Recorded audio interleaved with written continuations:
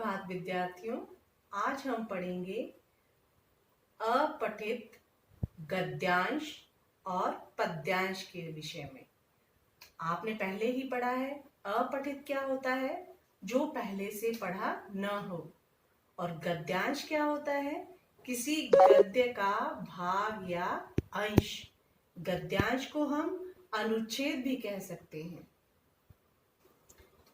अब यह देखिए, आज हम पढ़ रहे हैं पद्यांश के विषय में।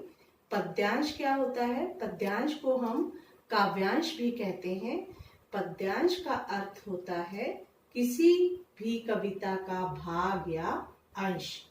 कोई भी कविता है, अगर उसमें से हम कुछ अंश लिखते हैं, उसका कुछ भाग या 4-5 पंक्तियां हम लिखते हैं, तो वो उसका अंश कहलाती हैं।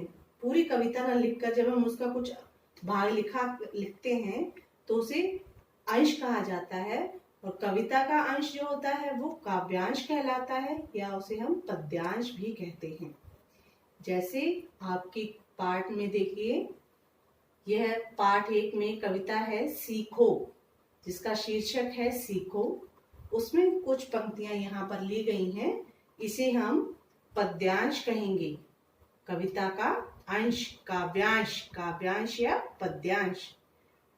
क्या है ये? देखिए इधर, फूलों से नित हंसना सीखो, भौरों से नित गाना, तरु की झुकी डालियों से नित सीखो शीश झुकाना। फूल हमें क्या सिखलाते हैं? हंसना। भौरे क्या सिखलाते हैं? भौरे मतलब भंवरे। भंवरों से हम सुरीला और मधुर गाना सीखते हैं। तरु की झुकी डालियों से, पेड़ों की झुकी डालियों से हम क्या सीखते हैं? नित सीखो शीश झुकाना। तरु की झुकी डालियों से हम दूसरों को सम्मान देना सीखते हैं। अब इससे संबंधित प्रश्न उत्तर आपसे पूछे जाएंगे, और आप उन प्रश्न उत्तर का, इन पंक्तियों को पढ़कर उनका भावार्थ समझकर फिर उनका आप उत्तर देंगे। जैसे कि आपसे प्रश्न पूछा जाएगा, फूलों से हम क्या सीखते हैं? हंसना। तरु की झुकी डालियों से हमें क्या सीखने को मिलता है? दूसरों का सम्मान करना।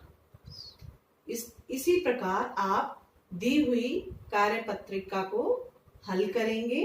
और देखिए विद्यार्थियों, जैसे हमने यह पद्यांश लिखा, अब इससे संबंधित प्रश्न उत्तर लिखने के लिए हम इसी में से इसका भावार्थ समझकर इसका हल लिखेंगे।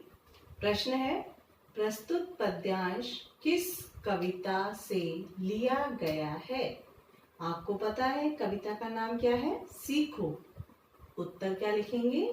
प्रस्तुत पद्यांश सीखो नामक कविता से लिया गया है।